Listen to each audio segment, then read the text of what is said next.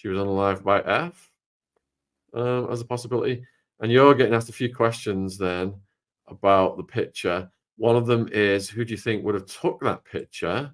And why are they allowing her deceased face to be seen without censorship? And we kind of answered that earlier. From my perspective, there's other scenarios, but from my perspective, it's totally to send out that message to terrify others into silence. And again, then you come back around and you have all this supposed evidence that she was around afterwards, so their tracks were covered. So it served the purpose it needed to serve, which was to threaten others and to silence them, and then come back around and say, oh, she was around after that. She talked to people, or AI did, in my opinion. And I could be wrong. I don't think I am. But I could be. Pam saying the pic could supposedly have been to make everyone aware what her ex was doing to her. But if that was the case, why would she associate it with the bus crash, and not say it was him? Yeah, because that doesn't help her case at all to say it was a bus. It wouldn't have helped her case. So a few people today have been speculating about her writing a book. Kirby Sommers said she'd sold the rights to a memoir. Have you heard anything about her writing a book? I've not heard anything about that. I do know someone. This is odd. I know someone who spoke to her that supposedly was her.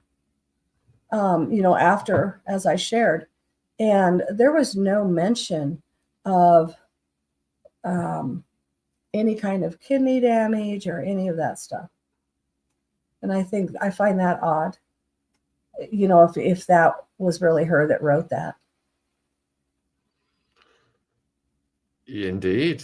Jade is saying, is there any public photos of her after the alleged bus crash? There was a report of a photo of her on a family Facebook page. I think that was the Daily Mail reported that the weekend, but I have not seen that photo. So the photo that came out trying to say that she gave the she flew the flag, the middle finger flag, at reporters, and that turned out to be from a few years ago. And someone had posted that trying to say, I don't know if that's the same photo we're talking about, but trying to say that it had just happened.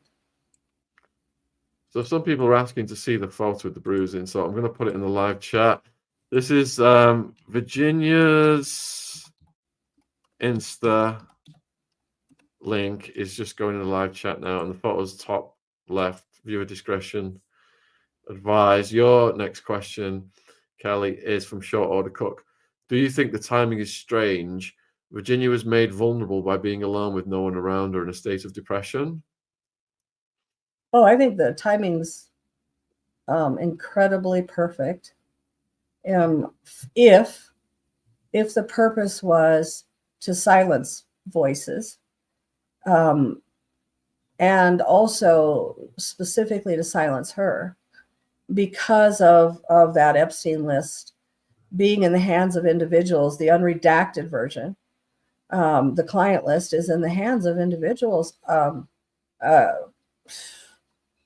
in multiple positions. I'm just going to put it that way.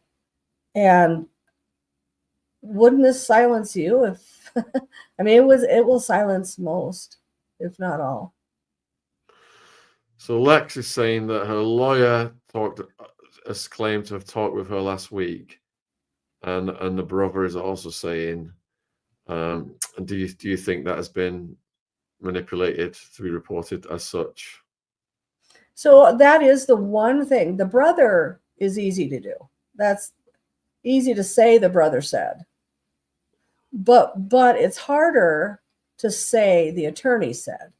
That is more difficult because, as far as we know, that attorney is alive and well, correct? Yeah. And has not disputed that. there are ways to shut that down also. That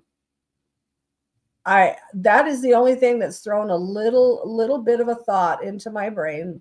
Like, what does that mean? That is the only question that's hanging out for me, frankly, is the attorney. But let me ask the chat. Let me ask the chat then. yeah. So chat, put a 1 in the chat if you think that Virginia was unalived prior to this weekend in a more violent fashion, perhaps. Put a 2 in the chat if you think, you know, this has all happened just now at the weekend, and it's not as suspicious as we think. So it looks like it's nearly all ones.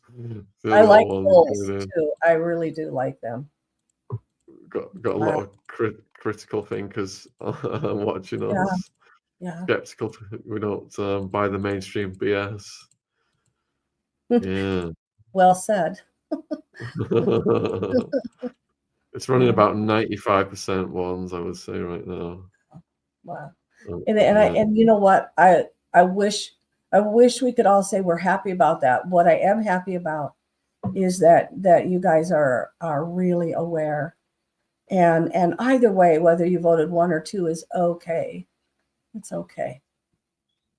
There's never 2 sides to a story. There's always multiple, and as more information comes in, you know, we will adjust what our theories are. It's all, that's what keeps these things fascinating, because nobody knows for sure. All right, so short order cut. Kelly, do you think she was more vulnerable to attack because her support system had collapsed and turned against her, and she could have been taken advantage of in that state? And that's a real possibility. I'm sad for her that everything was falling apart like that, or seemed to be. Now, she had support systems around the world as well, but and she had grown up without much support system, and she was a survivor. A survivor, when only 1%, again, I always want people to remember this, only 1% survive that kind of transporting, where you're in that kind of slavery. Only 1% walk out of there alive. To do that takes a very certain kind of willpower. It takes a certain kind of hope that isn't common. A hope in the midst of the darkest of worlds, that gets you through the darkest of moments, that keeps you going when you're thinking maybe you shouldn't. That it's like, I always liken it to, in my mind, I don't know if I've ever spoken this, but it's like digging my fingernails into the side of a rock cliff, and nothing is gonna I'm not letting go. And that is the only way I walked out of that. And it isn't that others who didn't make it out weren't doing the same. Their nails just gave in. Something was too much. Usually someone was too much. Just remember that was in her. That was very much in her. And can there come a time where you feel like there's no one in the world for you? Definitely. That dark, dark cloud could have come around her and enveloped her and brought her to that place. It could have. And could it have made her more vulnerable to the outside world? Sure. If anything, this is a problem. We all have to live in this heightened state of looking over our back, looking over our shoulder all the time. And at any time, lots of times, you will catch yourself with your guard down, whether it's because you're just goofing off or you've got stress on your mind, and you forget the protocol you've set in line for yourself to keep yourself safe. So there's reports coming in that the lawyer has just gone on, Piers Morgan. Wow. So that will be interesting to watch. Mm-hmm. Mm-hmm. People are asking why she's going back to court. Well, Kirby Sommers said it's the battle with her ex-husband is and that leads this question from Tracy: who saw her alive last, and do you think her husband has got anything to do with it? That's a good question. I have never heard an answer to that as far as who saw her alive last. That's a really good question. Yep, same. Yeah. If And we talked about the husband a bit earlier. It might be good to just rewind to that part, or unless you want to go over it. No. Let's not repeat ourselves. Let's just keep going with more questions. So, will Maria Farmer, who told Whitney Webber being a captive of the Epstein, Wexner mega group, also be a target within Livers? All right. So, my interviews with Maria Farmer and Whitney Webb are all on Rumble. They got bumped off YouTube. We did hours and hours with them. And I have reached out to Maria, but I've not heard back from her. I have heard from Juliet Bryant, and she said she would like to come on this week. Wow. Yeah, so Maria Farmer's, obviously been a targeted individual in terms of harassment and the dark forces against her. So that's just been constant since all this came into the media. Same with Juliet, same with all of the survivors of Jeffrey. It just doesn't go away. There's people harassing them from one in one form or another.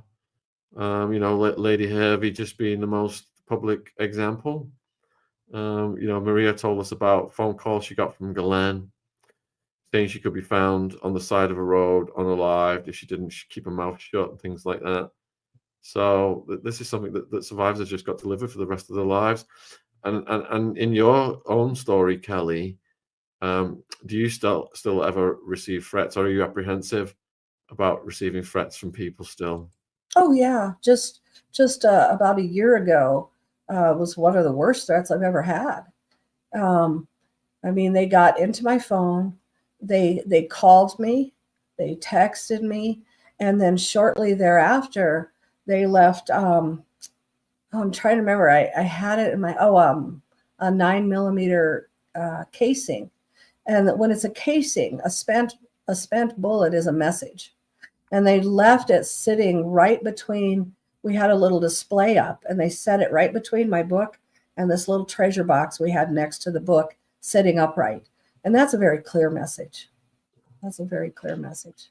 Yeah, I've written a series of books about Pablo Escobar, and they use that method. They would also have people's obituaries written up that they hadn't killed yet, Wow.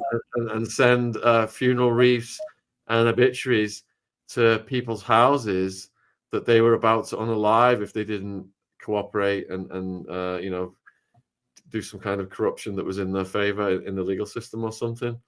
So yeah, all kinds of methods out there to put pressure on people. Mm-hmm. Yeah. And I agree that it is difficult for me to think the lawyer would lie about anything. It would be interesting to watch that and see what is spoken there. There could be a series of events going on here. We know that she was in court specifically because her husband was putting a restraining order against her. And that's one of those tricks that's always used, where the brutal one blames the victim. Sorry, blames is not a word, but blames the victim. So yeah, I would never say her attorney was lying. I will tell you guys, I intentionally did not watch the court case when it was being on TV and such for some of the Epstein things. I wish I would have now in hindsight. I probably would have picked up some more things there. Well, there wasn't much of a court case because he was snuffed. So it was. That's right. That's right. Yeah. That's right. Yeah. Didn't get that far. But there That's were some right. there were some court hearings. All right. So DCD, could there have been someone so dangerous that even Virginia was afraid to mention, but she could be a witness? Worst threats would be those against her family. So now let's throw us another scenario out there. You have to think. like you said, there's so many tentacles coming out of one situation, right? Not just two sides. And what if one of the main mandates, if I was an attorney, and the main mandate to me from my client was protect my family, and it came to that,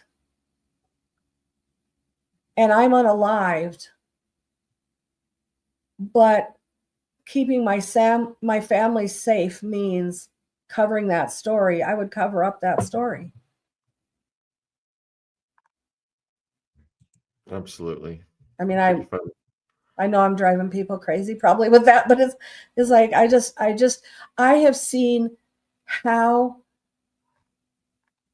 crazy the psychological games, the way they twist things, so much of my life, and the deceit is astronomical. The things they come up with goes beyond the way our natural brain would think. The way that they play things out and position, if you will, the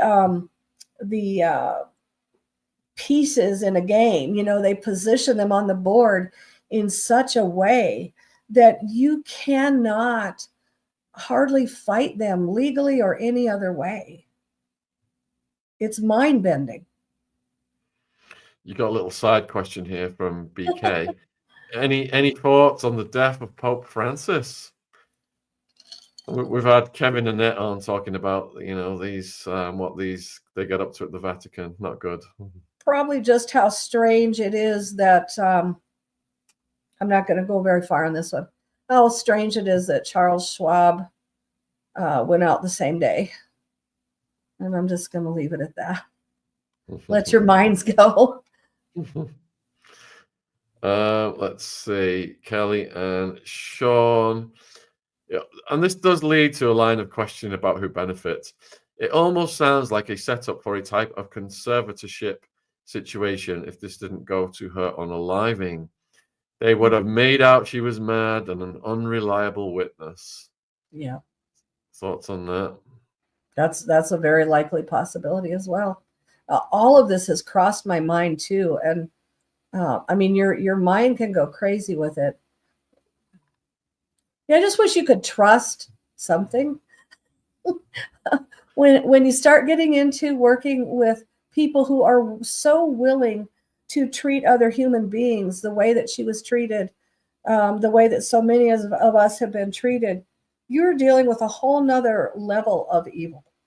It's not these people don't think the way we think, and they have resources unending. And I'm not just talking about financial resources, but people resources as well. Everything about it is exhausting to the brain because we cannot outthink them, outfund them, outsource them. We just can't. Yeah, she got £12 million from Prince Andrew. She got a settlement from Maxwell.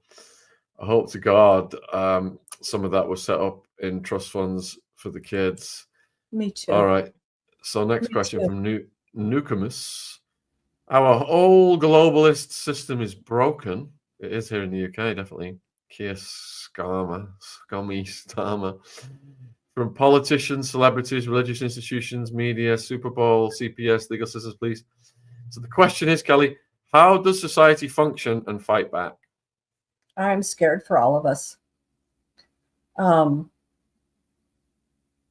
I can only hope that there's enough of us to be brave and to rise up, because it's just, you mentioned the UK. I'm afraid for you guys. Some of the stuff I've been seeing, and now they're releasing maps of the US that are just as frightening. Like there's a map that came out about Texas. I don't know if you've seen that. And I dare not say on here what it was, but I don't think